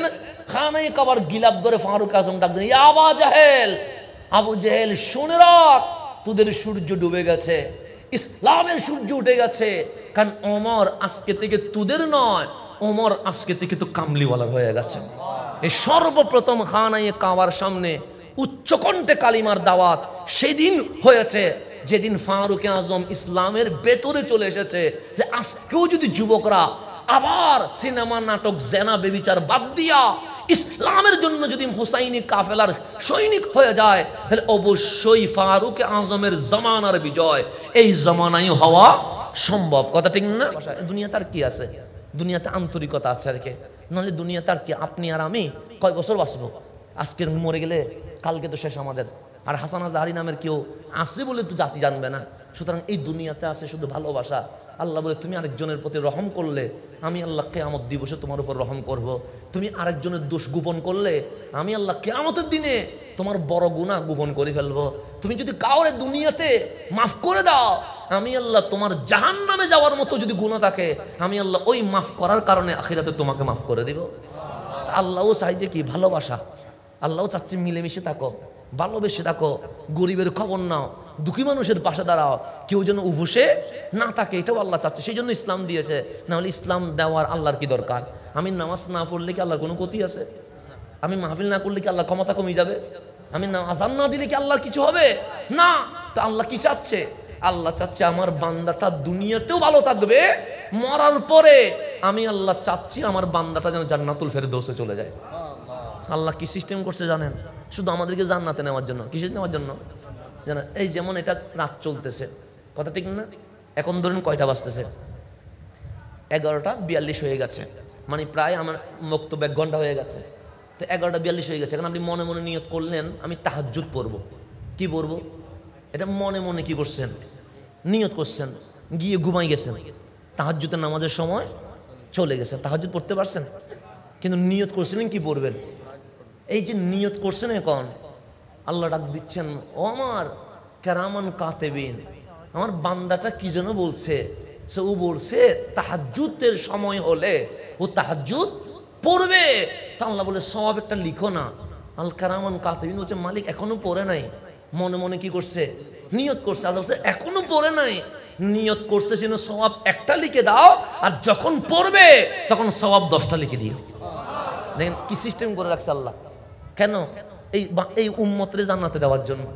কিন্তু আপনি মনে মনে নিয়ত করছেন যে আমি কালকে ওরে ঘুষি দিয়া মাথা ফাটা গেলাম। কি করছেন? নিয়ত করছেন যে আমি ওকে মারবো, মাথা ফেটে ফেলবো। এটা কি করছেন? মনে মনে। কেরামান কাতেবিন আল্লাহরে বলতেছেন মালিক তোমার বান্দা কত বড় জালেম দেখছো নি? আল্লাহ বলে কি হইছে? সে ও নিয়ত করছে। কি নিয়ত করছে? যে সকালে নাকি অমুকরে মারি মাথা কি করে ফেলবে, ফাটাইয়া ফেলবে। আল্লাহ গুনাহ একটা লিখে ফেলি। আল্লাহ বলে গুনাহ লিখবি কেন? নিয়তে না করছে, এখনো তো গুনাহ করে নাই। যে তুমি না তাহাজ্জুদের নিয়ত করছে, সওয়াব দিয়ে দিছো। যে সওয়াবের বেলায় সিস্টেম আরেকটা, গুনার বেলায় সিস্টেম আরেকটা। নিয়ত করছে কিন্তু কাজটা এখনো করে নাই। যতক্ষণ করবে না ততক্ষণ গুনাহ লেখার দরকার নাই। করলে গুনাহ হবে কয়টা? একটা। কিন্তু আপনি সকাল হইতে হইতে মাঝে মাঝে মনের মধ্যে দয়া আসে না? আপনি এগুলোর উপর রাগ করছিলেন আর কি, কিন্তু সকাল হইতে মাইন্ড কি হয়ে গেছে? চেঞ্জ হয়ে গেছে। বলুন দা মারবো না, মানে চাইছিলাম যে 11টায় কি করবো, মারবো, কিন্তু সকালে উঠে নাস্তা টেবিলে বলতেছি কি মারবো না। আল্লাহ বলে কেরামান কাতেবিন, বান্দাটা কি যেন বলছে, সে রাত্রে বলছিল ওরে মারবে, কিন্তু এখনো 2 ঘন্টা বাকি আছে, কিন্তু ওর মাইন্ড চেঞ্জ হয়ে গেছে, ও নাকি মারবে না। তো সওয়াব একটা লিখে দাও। কেরামান কাতেবিন, এটা কোনো কথার মধ্যে পড়ে? এখন রাত্রে নিয়ত করছে মারবে, সকালে নিয়ত করছে, তো এখানে কি হয়েছে? কিছু হয় নাই। সে রাত্রিতে নিয়ত করছিল মারবে, কিন্তু সকাল হইতে হইতে যে মারবে না বলছে, তা আমার বান্দা চাইলে তো মারতে পারতো, এই মারবে না বলছে বিদায় একটা সওয়াব তার আমল নামায় লিখে দাও। আল্লাহ শুধু আপনারা সওয়াব দিতে আছে, কি দিতে আছে? সওয়াব দিতে আছে। কেন? যেন জান্নাতুল ফেরদৌসে যেতে পারে। এর চেয়ে বড় নিয়ামত আর কিছু আছে নাই। আমি যেটা বলতে চেয়েছিলাম, যুব সমাজকে, ফারুক আজমকে আল্লাহ কবুল করেছেন যুব সমাজকে বোঝানোর জন্য। তোমার কাজ সিনেমাই নয়, নাটকে নয়, জেনাই নয়, ফেসবুকে নয়, মোবাইলে নয়, তোমার কাজ তো ইসলাম আবাদ করা। সুতরাং আজকের এই যুবকরা মাহফিল করছে, তাহলে এই যুবকরা ফারুক আজমের সুন্নত আদায় করছে। কথা ঠিক না? এখন আমি আপনারা যারা বাবা আছেন তাদের শুকরিয়া আদায় করছি যে আপনারা এমন সন্তান জন্ম দিয়েছেন যেই সন্তান ধর্ষণের মামলায় জেলে নয়, মাদকের মামলায় পালাতক নয়, আমার কামলিওয়ালার মিলাদুন নবীর মাহফিল সাজিয়ে দিয়েছেন। তো এতটুকু যখন আসছে, আমরা দোয়া করি মালিক যেন তাদেরকে পরিপূর্ণ মুসলিম হিসেবে কবুল করে নেন। এতটুকু আসতে পারে, এটাও তো অনেক কিছু আসছে। যখন বাউন্ডারিতে যখন আসছে, এখন দোয়া করব আল্লাহ যেন তাদেরকে পরিপূর্ণ মুসলিম হিসেবে কি করে নেন, কবুল করেন, পরিপূর্ণ সুন্নি হিসেবে যেন কবুল করে নেন। তো আমি যেখানে ছিলাম সেখানে চলে যায়, খানায়ে কাবা কি হয়ে গেছে, স্বাধীন হয়ে গেছে। এখন আল্লাহর গড়, এটা এখন আল্লাহর হয়ে গেছে। এমন বাতাস যেন মনে হচ্ছে জান্নাতি বাতাস শুরু হয়ে গেছে। কামলিওয়ালা খানায়ে কাবার উপরে একটা পতাকা, কালিমার পতাকা উড্ডীন করে দিয়েছে। বললেন আজ থেকে মদিনার শাসন মক্কায়ও চলবে। যখন মক্কাবাসীকে মাফ করে দিয়েছে, যারা আমার নবীকে পাথর মেরেছে, যারা আমার নবীকে গালি দিয়েছে, যারা আমার নবীকে কষ্ট দিয়েছে, যারা আমার নবীর সাহাবীকে শহীদ করেছে, আমার রসুল যখন মাফ করে দিয়েছে, হাজার হাজার মক্কার মানুষ আমার নবীর কদমে সে ইসলাম কবুল করেছে। একদিকে 12,000 নিয়ে ঢুকলেন, অন্যদিকে হাজার হাজার মানুষ ইসলামের ছায়াতলে চলে আসলেন। ওয়াক্তু জোহরের সময় হয়ে গেছে। আমার নবী বললেন আইনাল বেলাল, আমার বেলালটা কই? কারণ সবার আনন্দ চলছে। সিদ্দিক আকবর খুশি, ফারুক আজম খুশি, উসমান জুন্নুরাইন খুশি, মাওলা আলী খুশি। কারণ যাদেরকে বের করে দিয়েছে আজ তাদের ভূমি তাদের হয়ে গেছে। এটার চেয়ে বড় আনন্দ আর কিছু আছে? তো সবাই যখন আনন্দে, আমার রাসূল আইনা বেলাল, বেলাল কই? তো বেলাল এক কোনায় মুখ কালো করে দাঁড়িয়ে আছে। সৈয়দুনা সিদ্দিক আকবর বেলালকে ধরে নিয়ে এসেছেন, এনে বললেন এই তো বেলাল। আমার নবী বললেন বেলাল, সূর্য ঢলে গেছে, জোহরের নামাজের সময় হয়ে গেছে, আজান দিবা না? বেলাল বলেন লাব্বাইক নবীরে, আপনার হুকুমের অপেক্ষায় আছি, আজান দিতে আমি প্রস্তুত আছি। আমার কামলিওয়ালা বলেন বেলাল একটা কাজ করো না। সৈয়দুনা বেলাল বলেন কি করতাম? আমার কামলিওয়ালা বলে তুমি খানায়ে কাবার উপর উঠে যাও, খানায়ে কাবার উপর উঠে যাও। কাবার উপর ওঠা এটা কি মামুলি বিষয়? মামুলি বিষয় না, যেটা সবচেয়ে দামি। কাবার চেয়ে দামি আর কিছু আছে নাই। কাবার উপর উঠে গেছে বেলাল। সৈয়দুনা বেলাল জব করে কাঁদছে। আমার কামলিওয়ালা একবার বেলালের দিকে তাকায়, আরেকবার 12,000 মর্দে মুজাহিদ সাহাবায়ে কেরামের দিকে তাকায়। আমার নবী বললেন বেলাল, ওরা হাসে, তুমি কাঁদো কেন? সৈয়দুনা বেলাল বলেন নবী গো, মানুষ কাঁদে দুই কারণে, একটা হচ্ছে বেশি দুঃখে, আর একটা হচ্ছে বেশি আনন্দে। আজকে বেলাল দুঃখে কাঁদছে না, আজকে বেলাল আনন্দে কাঁদছে।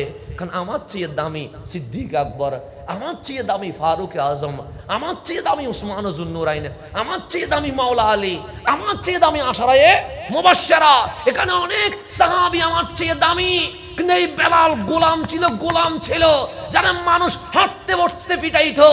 আজ আপনি নবী ওই গোলাম বেলাল রে আবু বকর, ওমর, উসমান, আলীর চেয়ে উপরে তুলে খানায়ে কাবার উপরে তুলে দিয়েছে।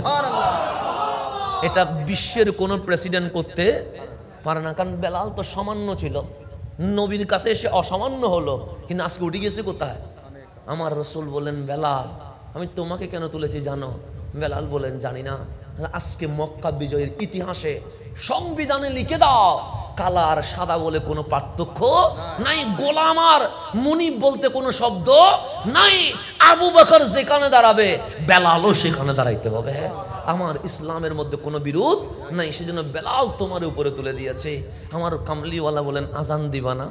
বেলাল বলে আমি যখন মসজিদে নববীতে ছিলাম আজান দিয়েছি কাবার দিকে, এখন তো আপনি আমার কাবার উপর তুলে দিয়েছেন, আমি আজান দিব কোন দিকে? আমার কামলিওয়ালা হাসি দিয়ে বললেন বেলাল, মসজিদে নববীতে যখন ছিলা আজান দিছো কাবার দিকে, আজকে যখন কাবার উপর উঠে গেছো তুমি কাবারও কাবা কামলিওয়ালার দিকে ফিরে আজান দিয়ে দাও। এটার নাম বেলাল। এটার নাম কি? বেলাল। আমি যে কথাটা বলতে চাইছিলাম মূলত আমার উদ্দেশ্য ছিল আরেকটা। রসুল গেলেন মেরাজে। কোথায় গেলেন?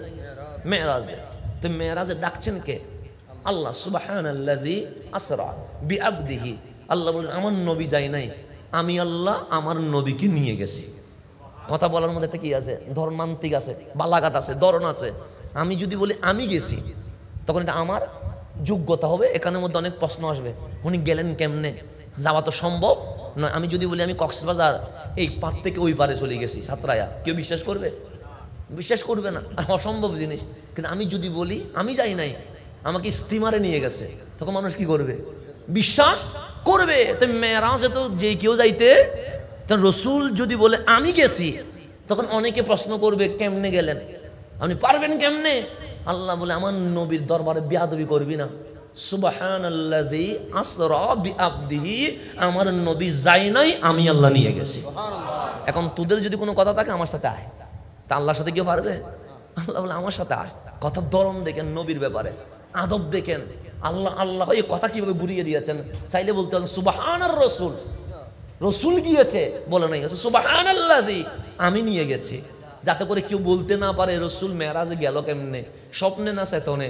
আল্লাহ বলে আমি নিয়ে গেছি, তোর এখানে আপত্তি থাকার কি আছে? সুতরাং আমার নবীর ব্যাপারে কোনো আপত্তি করা যাবে? তা আল্লাহ বলছেন আসেন না হাবিব। হাবিব বললেন কোথায় আসতাম? সে কওয়া কাউসাইন আসবেন। হাবিব বললেন আমি আসবো, তবে একটা শর্ত আছে। আল্লাহ বলেন এখানেও শর্ত দিবেন? আমি আপনারে মেরাজে নিয়ে যাব।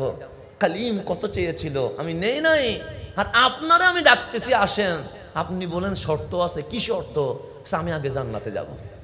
আল্লাহ বলে হাবিব জান্নাতের মালিক রব্বুল আলামিন, আপনি মালিকের কাছে আসবেন, আরে জান্নাতে যাইয়ে কি করবেন? মালিক আপনারা ডাকতেছেন। বলছে না, আমাকে আগে জান্নাতে নিতে হবে, এরপর তোমার কাছে।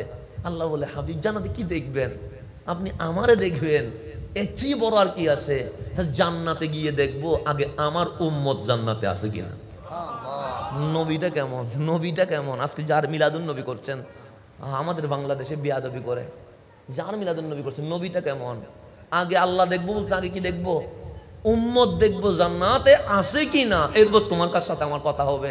কারণ যদি উম্মতরে জান্নাতে না দেখি, তাহলে মেরাজে এসে উম্মত কেমনে জান্নাতে নিতে হয় সেটা আমি তোমার সাথে কথা বলবো। কিন্তু আগে আমি জান্নাতে গিয়ে কি দেখবো? সেই জন্য আল্লাহ নবী রাসূলদেরকে স্পেশাল অফার দেয়। কি অফার? স্পেশাল অফার এরকম দেয় না? দেয়। যেমন মাঝে মাঝে যখন আমরা বেশি খুশি হই তখন আমাদের বিবিকে বলি স্পেশাল অফার, কি চাইবা বলো, আজকে দিব। মানুষ তো সবসময় এক মুড থাকে না, মুড কি হয়? চেঞ্জ হয়। তো মানুষ যখন বেশি আনন্দে থাকে তখন বন্ধুরে বলে তুই আজকে কি খাবি বল, তুই যা বলবি তা খাওয়াবো। এরকম হয় কি হয় না? হয়। তো আল্লাহ নবী রাসূলদের জন্য স্পেশাল অফার। কয়টা করে? একটা করে। যেটা চাইবে সেটা দিব, এখানে কোনো শর্ত নাই। প্রত্যেক নবী রাসূলকে দিয়েছেন। আল্লাহ বললেন সুলাইমান আপনি যে কোনো একটা জিনিস চান আমি মওলা দিয়ে দিব। সুলাইমান বলে যেমন তেমন জিনিস চাইলে তো সমস্যা। মওলা বিশ্বের অনেক প্রেসিডেন্ট দেখেছি, কিন্তু বাতাসের উপর ক্ষমতা চলে না, পানির উপর ক্ষমতা চলে না। আমাকে যদি ক্ষমতা দাও, শুধু মানুষের উপর না তামাম মাখলুকাতের উপর ক্ষমতা দিতে হবে। মালিক বলে দোয়া কবুল। সুলাইমানকে বিশ্ব জাহানের বাদশা বানিয়ে দিয়েছে। ইব্রাহিম আলাইহিস সালামকে বললেন আপনাকে একটা স্পেশাল অফার দিয়েছি, চান? খলিল বলে যে কোনো চাইতে পারবো। আল্লাহ বলে দুনিয়ার বাদশাহী চাইলে দুনিয়ার বাদশাহী, জান্নাতের বাদশাহী চাইলে জান্নাতের বাদশাহী, আনলিমিটেড প্যাকেজ। আপনি চাইবেন আমি দিয়ে দিব। খলিল বলেন রব্বানা ওয়াবাস ফিহিম রাসূলা, দুনিয়ার আখিরাত লাগবে না, আমার বংশ দিয়ে আখেরি পয়গম্বর দয়াল নবীকে দিয়ে দাও। আল্লাহ বলে দোয়া কবুল। এরকম প্রত্যেক নবী রাসূল একটা একটা জিনিস চাইছে, আল্লাহ দিছে, কাউরে কি করে নাই, ফেরত দেয় নাই। হাবিবুল্লাহ যখন আসছে ডাক দিয়ে বললেন হাবিব সবাইরে দিছি অফার একটা, আপনি নবীরে একটা দিলে কম হয়ে যায়, কারণ আপনি তো ইন্না আতাইনা কাল কাউসারের মালিক। আমি আল্লাহ আপনাকে তিনটা অফার দিয়ে দিছি। সবাই দিছে কয়টা? নবীরে দিছে কয়টা? তিনটা। কেন? এটা হাবিবুল্লাহ। এটার সাথে যে কারো মেসাল চলে না। আল্লাহর হাবিব বললেন তিনিটা দিবেন? হ্যাঁ তিনিটা দিব। কোনো শর্ত আছে? যে ওদের জন্য ছিল না, আমার মাহবুবের জন্য থাকবে কেমনে? মাহবুবের জন্য কোনো শর্ত নাই। হাত তুলে ফেলছেন। আল্লাহ বলে চান। সর্বপ্রথম আমার কামলিওয়ালার দুই সুখ দিয়ে পানি বের হচ্ছে আর ঠোঁট কেঁপে কেঁপে বলছে আল্লাহুম্মা ইগফির লে উম্মতি। সর্বপ্রথম দোয়া হচ্ছে আমার উম্মতের জীবনের গুনাহ মাফ করে দাও। আল্লাহ যদি তিনটা অফার আমারে আর আপনারা দিত, আপনি কি চাইতেন? আমি কি চাইতাম? আর আমার নবী হাত তুলে বলছেন আল্লাহুম্মা ইগফির লে উম্মতি, আমার উম্মতের জীবনের গুনাহ মাফ করে দাও। আল্লাহ বলে দোয়া কবুল হয়েছে। সেকেন্ডটা বলেন, দ্বিতীয়টা বলেন। আবার হাত তুলছেন, তুলে বললেন আল্লাহুম্মা ইগফির লে উম্মতি, দ্বিতীয়টাও আমার উম্মতের জীবনের গুনাহ মাফ করে দেন। আল্লাহ বলে হাবিব প্রথমবার তো চাইছেন, সেকেন্ডবার অন্য একটা চাইতেন। আল্লাহ হাবিব বলেন না, আমি দ্বিতীয়টাও চাইবো এটা। আল্লাহ বলে কেন? সে প্রথমটা বললাম আল্লাহুম্মা ইগফির লে উম্মতি, এটা দ্বারা আমার উম্মতের জীবনের কবিরা গুনাহ মাফ করে দিবা। আর দ্বিতীয়টা বললাম আল্লাহুম্মা ইগফির লে উম্মতি, এটা দ্বারা আমার উম্মতের জীবনের সগীরা গুনাহ মাফ করে দিবা। তাহলে কয়টা চাইলেন? এখন বাকি আছে কয়টা? আরেকটা। আল্লাহ বলে হাবিব চান না। হাবিব আর হাত তুলে না, এভাবে করে আছে। আল্লাহ বলে চান না, হাবিব হাত তুলে না, এভাবে করে আছে। আল্লাহ বলে চান না, হাবিব হাত তুলে না, এভাবে করে আছে। আল্লাহ বলে চাইবেন না, হাবিব বলে চাইব না। সে কেন? সে রেখে দিলাম। কেন রাখলেন? বসে মাওলা কাল হাসরের ময়দানে সূর্য যখন নিচের দিকে চলে আসবে, জমিন যখন তামা হয়ে যাবে, বাবা যখন ছেলে থেকে আলাদা হয়ে যাবে, মা যখন মেয়ে থেকে আলাদা হয়ে যাবে, বন্ধু যখন আর বন্ধুকে পরিচয় দিবে না, আমার উম্মত বলবে নফসি নফসি নফসি। বাবা আদম তার দরবার থেকে ফিরাইয়া দিবে, মুসা কালিমুল্লাহ ফিরাইয়া দিবে, খলিলুল্লাহ ফিরাইয়া দিবে, ঈসা আলাইহিস সালাম ফিরাইয়া দিবে। আমি যদি আজকে চেয়ে ফেলি, আমার উম্মত গুলো কাল হাসরের ময়দানে কার কাছে চাইবে? সুতরাং এটা রেখে দিলাম। হাসরের ময়দানে আমার উম্মত যখন নফসি বলবে, আমি উম্মতি বলে আমার উম্মতকে বুকে নিয়ে ফেলবো। এই তিন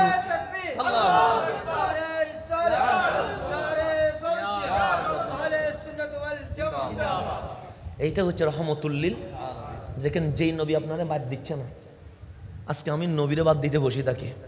কখনো নবীর দোষ নিয়ে বলি, কখনো নবীরে মরা ফসা বলে, কখনো নবীকে অস্তিত্বহীন বলে, নবীরে গালি দেয় না উম্মত। এমন কোনো দিনও যাচ্ছে না, প্রত্যেকটা দিন আমার কামলিওয়ালার শানে বেয়াদবি করছে। এখনো বলছে নবীর নাকি 40 বছর দোষ ছিল, নবী ছিল না নাকি, এখন বলছে কি শব্দ ইউজ করছে।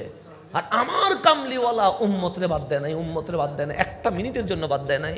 বলছেন কাল হাসরের ময়দানে আমার উম্মত নফসি নফসি করবে। আমি যদি এখন চেয়ে ফেলি, কাল হাসরের মধ্যে এগুলার রক্ষা করবে কে? সুতরাং তৃতীয়টা আমি হাসরের ময়দানের জন্য রেখে দিয়েছি। আল্লাহ বলে দোয়াটা এটাও কবুল হয়েছে। আল্লাহ বলেন মাকামে মাহমুদের স্থান দিয়া আপনাকে আমি শাফাআতে কুবরার মালিক করে দিয়েছি। তো খলিলের উম্মতের প্রতি কি খলিলের দয়া নেই? আছে তো।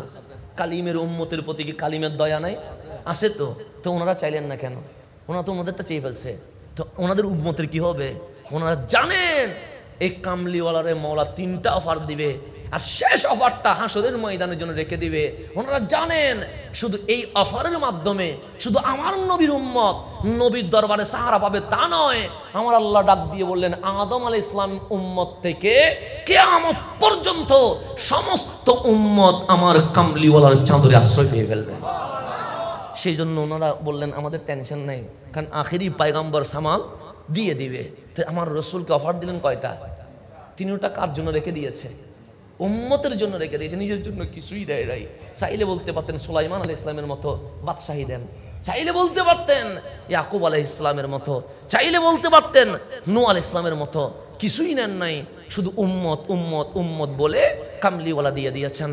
তো আল্লাহ বললেন হাবিব জান্নাতে যাবেন, সাহাদ জান্নাতে যাব, আমার উম্মতগুলো আছে কিনা দেখবো। আল্লাহ বললেন জিবরিল কামলিওয়ালা নাকি উম্মতে যাইবে, দুনিয়ার চাবি বন্ধ করে দাও, জান্নাত খুলে দাও, সমস্ত নবীদেরকে নবীদের উম্মতদেরকে বিশেষ করে আমার হাবিবের উম্মতকে জান্নাতে নিয়ে যাবে, যাতে আমার নবী গনে গনে নিতে পারে। জান্নাত সাজানো হয়ে গেছে। কামলিওয়ালা গেলেন কোথায়? জান্নাতে।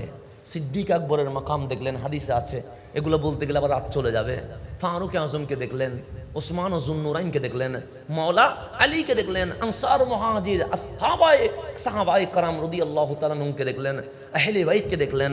আল্লাহ দয়া করে মায়া করে নবী সদকায় আমাদেরকে যেখানে দেখলেন আমাদেরকেও সেখানে দেখলেন। কিন্তু কামলিওয়ালা বললেন জান্নাত তো সবার মর্যাদা অনুযায়ী দেওয়া হয়েছে, তো সিদ্দিক আকবর যেখানে আপনি আমি কি সেখানে যাইতে পারবো? আর আমরা যেখানে, আল্লাহ কি সিদ্দিক আকবরকে সেখানে নামাবে? নামাবে না। প্রত্যেকের জন্য নির্দিষ্ট আছে। তা আমার রসুল বললেন আমি যখন জান্নাতে বিচরণ করছি, কামরায় কামরায়, অলিতে গলিতে, দরজায় দরজায়, বাগানে, নদী নালায়, আনা আসমাও কারআ নিয়ালিহি, আমার একটা উম্মত আছে যেই উম্মতের জুতার টাক টাক শব্দ আমি শুনতে পাচ্ছি। আমার মালিক আমার ওই উম্মতকে পুরা জান্নাতের মালিকানা দিয়ে দিয়েছে। কয়টা? একটা। আমার রসুল বলছেন দেখি বলো তো মান হুয়া, তিনি কে? সাহাবায়ে কেরাম বলছেন দিয়েছেন আল্লাহ, দেখেছেন রাসূলুল্লাহ। আমরা কেমনে বলি তিনি কে? আমার নবী সৈয়দুনা বেলালের দিকে তাকায়া বলছেন বেলাল কি করছো আল্লাহই জানে, তুমি বেলাল রে তো মাওলা পুরা 8 জান্নাতের মালিক বানাই দিছে। তাহলে চামড়া কালো, কাপড় সেরা, স্যান্ডেল নাই, ওই মানুষটারে পুরা জান্নাত দিয়ে দিছে। আর আপনি আমার চামড়া লাল হয়ে কি হবে? বেলাল তো পুরা জান্নাতই নিয়ে নিছে। আশেক হলে বেলালের মতো হতে হবে, তাহলে জান্নাত পাওয়া যাবে। সেটাই হচ্ছে আমার মূল কথা ছিল। এখন আমি বক্তব্যকে আমার গুছানো শেষ। আমি যেখানে ছিলাম ওই নবীকে আমরা পেয়েছি, যেই নবী বেলালের মতো জাতকে কি করে দিয়েছে? দামি করে দিয়েছে। তা আল্লাহ বলছে ওয়া কাযালিকা জাআলনাকুম উম্মাতাও ওয়াসাতা। ডাক্তার, ইঞ্জিনিয়ার, লয়ার, এটার নাম সফলতা নয়। গাড়ি বাড়ি, এটার নাম সফলতা নয়। এমপি মন্ত্রী, এটার নাম সফলতা নয়। আমার কামলিওয়ালার উম্মত হতে পারা, এটার নাম কি? সফলতা। এটার চেয়ে বড় সফলতা এই সৃষ্টি জগতে, মাখলুকাত জগতে আর নাই। সেই জন্যই ঈসা আলাইহিস সালাম আসবে। ঈসা আলাইহিস সালাম কি করবে? কখন আসবে? যখন মুসলমানদের পিঠ দেওয়ালের সাথে লেগে যাবে। এখন লেগে যাওয়া শুরু হয়েছে, তার মানে কিয়ামত আস্তে আস্তে কি হয়ে গেছে, ঘনিয়ে আসতেছেন। ইমাম মাহাদি আসবে। তো মাহাদি উনি কে? আমার রাসূল আল মাহদি মিন ইতরাতি মিন ওয়ালাদি ফাতেমা। আমার ইমাম মাহাদি, তার নাম মুহাম্মদ, উনি আসবে আখিরি জামানায়। উনি কে? উনি হচ্ছেন আমার বংশধর আম্মা জান ফাতেমার আওলাদ। তার মানে আওলাদ রাসূল। অনেকে তখন আওলাদ রাসূল আছে মানতেই চায় না। তা আল্লাহর হাবিব বলছেন আখিরি জামানার ইমামটা কি হবে? আওলাদ রাসূল হবে। তাহলে আওলাদ রাসূল না থাকলে আওলাদ রাসূল আসতে পারবে? আসতে পারবে না। তো ওরা কি বুঝে আল্লাহ জানে। তো ইমাম মাহাদি হচ্ছে আওলাদে। তো উনি যখন আসবে, ওনার যখন আত্মপ্রকাশ হবে, উনি যখন ফিলিস্তিনের দিকে রওনা হবে, প্রতিমধ্যে চতুর্থ আসমান থেকে ঈসা আলাইহিস সালাম নামবে। কে নামবে?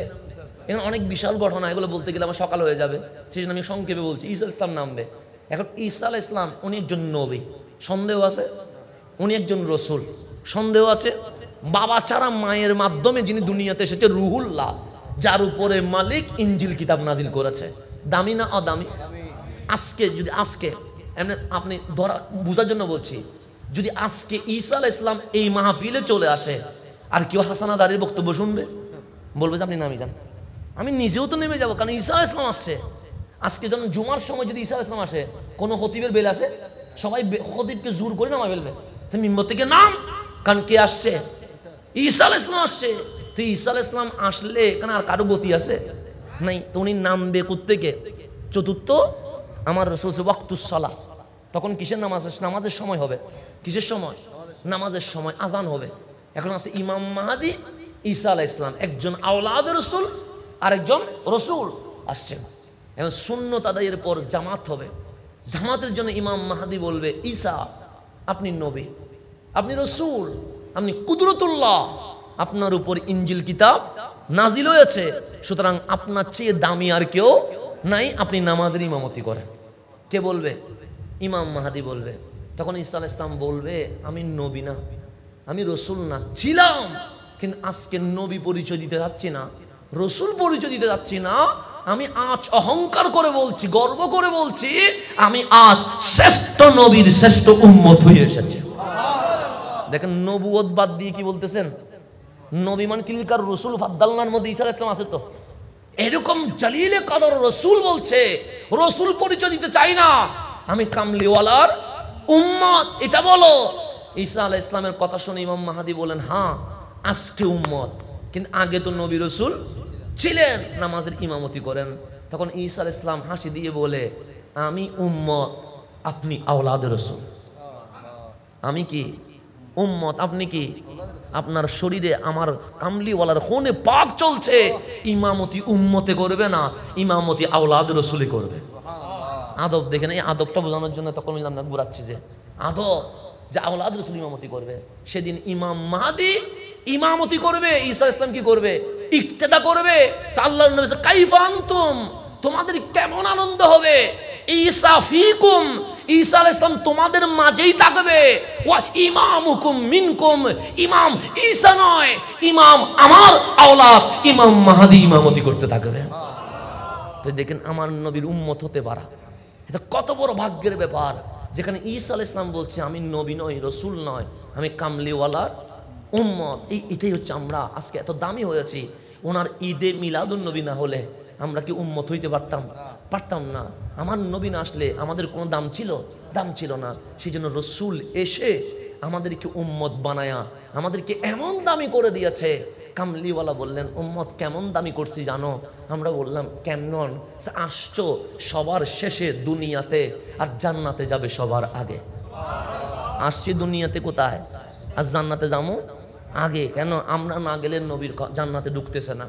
আল্লাহ বলেন, নুজুম জান্নাতে যদি রসুল না ঢোকে তোমাদেরকে বাইর করে রাখবোই কেমনে?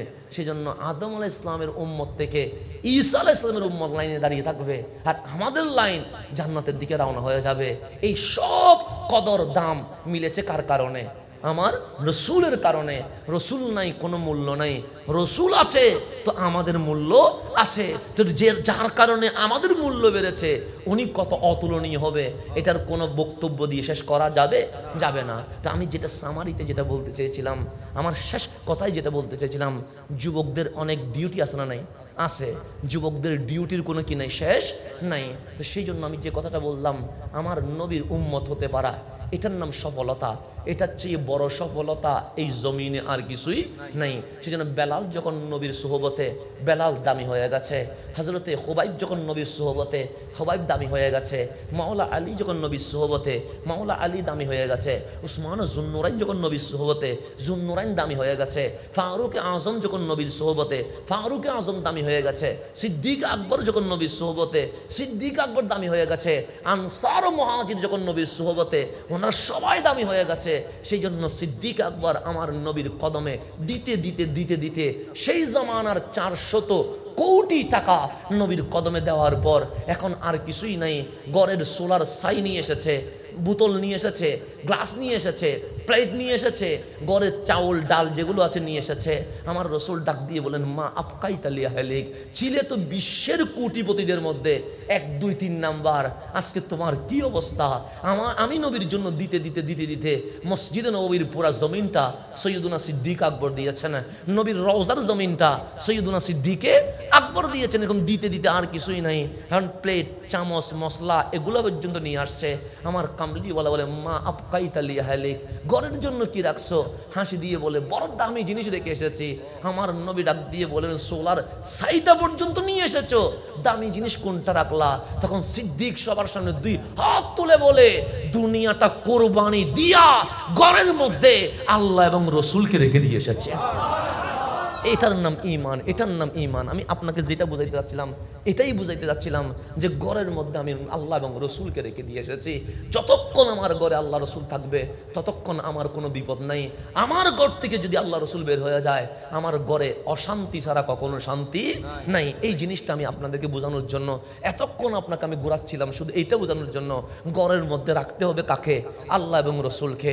তো আমি যদি সেখানে অশ্লীল ভিডিও নিয়ে আসি, সেখানে যদি আমি বিভিন্ন প্রাণীর ছবি নিয়ে আসি, সেখানে যদি আমার ঘরের মধ্যে ড্যান্স হওয়া শুরু করে, সেখানে যদি সিনেমা হল বানিয়ে ফেলি, সেখানে যদি নাট্যমি হয়, আল্লাহ রসুল কি থাকবে? থাকবে না। তো না থাকলে বিপদ আসবে কি আসবে না? আজকে এই সমাজের মধ্যে পরকীয়া বেড়ে গেছে, এই সমাজে তালাক বেড়ে গেছে, এই সমাজে জেনা বেড়ে গেছে, এই সমাজে মাদক বেড়ে গেছে। কেন?